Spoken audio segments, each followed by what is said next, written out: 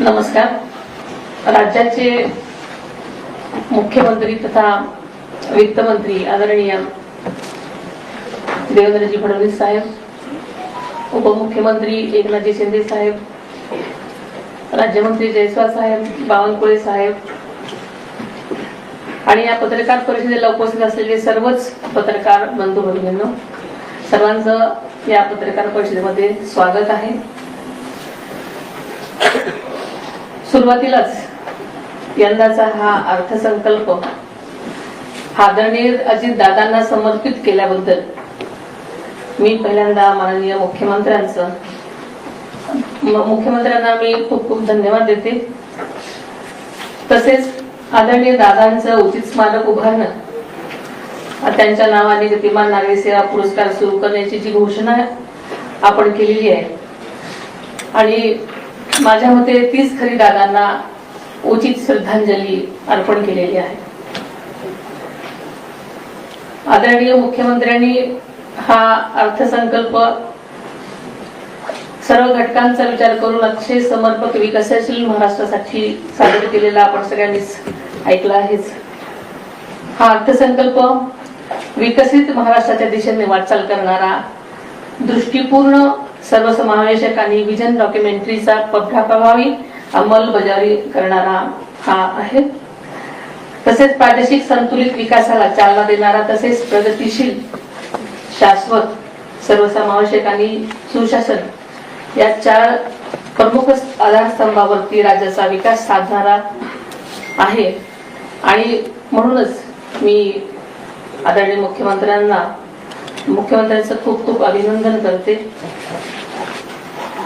आदरणीय दादांनी मांडलेल्या प्रगतांनी विकासाभिमुख अर्थसंकल्पांशी सुसंगत अशी दिशा या अर्थसंकल्पातून दिसून येते.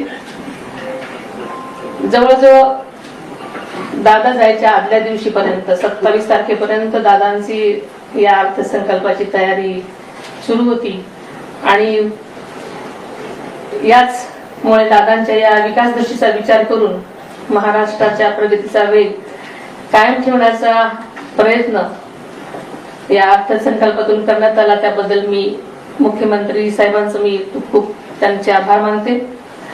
कृषी क्षेत्राला बळकटी, पायाभूत सुविधा मजबूत करणं, पर्यटन, उद्योग आणि सेवा क्षेत्रांचा विस्तार करून रोजगार निर्मितीला चालना देण्याच्या दृष्टीने विशेष तरतुदी करण्यात आलेल्या आहेत. ते आपण सगळ्यांनी पाहिलेलं आहे. पायाभूत सुविधा निर्माण करण्यासाठी सुद्धा वाढीव 20% इतकी वाढ केल्यानं राज्यात मोठ्या प्रमाणात पायाभूत सुविधांना निर्माण होतील. आदरणीय दादांच्या संवेदनशील विचारानुसार दिव्यांगाकरिता सुद्धा जिल्हा वार्षिक योजनेअंतर्गत 1% निधी राखून ठेवण्याचा निर्णय यामध्ये घेण्यात आलेला आहे. तसेच छत्रपती संभाजी महाराजांचे बलिदान स्थळ असणाऱ्या पुणे जिल्ह्यातील वडूतुळापूर येथील स्मारकाचंही काम यावर्षी पूर्ण करण्यात येणार आहे. आणि दादांचं या प्रोजेक्टकडे खास करून जास्त लक्ष होतं. त्यांचा ड्रीम प्रोजेक्ट आहे असं म्हटलं तरी चालेल. यंदाचं वर्ष आंतरराष्ट्रीय महिला शेतकरी वर्ष म्हणून साजरं होत आहे आणि महिलांच्या सक्षमीकरणाला विशेष प्राधान्य देण्यात आलेलं आहे.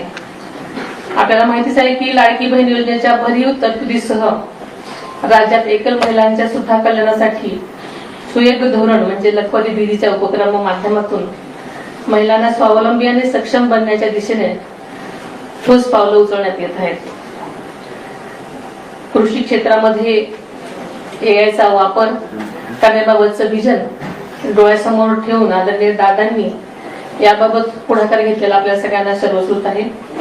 त्याला चालना देण्यासाठी या अर्थसंकल्पामध्ये भरीव तरतूद करण्यात आलेली आहे.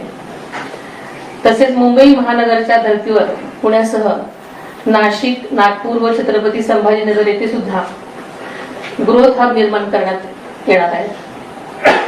अमृतकालीन रस्ते विकास योजना तसेच मेट्रो प्रकल्प यांच्या माध्यमातून सुद्धा पायाभूत सुविधा अधिक मजबूत करण्यात येणार आहेत.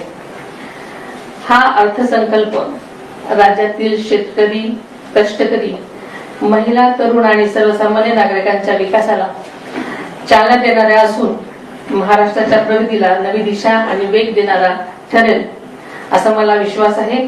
विकसित महाराष्ट्राच्या ध्येय पूर्तीसाठी हा अर्थसंकल्प महत्वाचा टप्पा ठरणार आहे. धन्यवाद. मित्रांनो, ह्या होत्या सुनेत्राताई पवार, राज्याच्या उपमुख्यमंत्री. आपलं मत नक्की कळवा.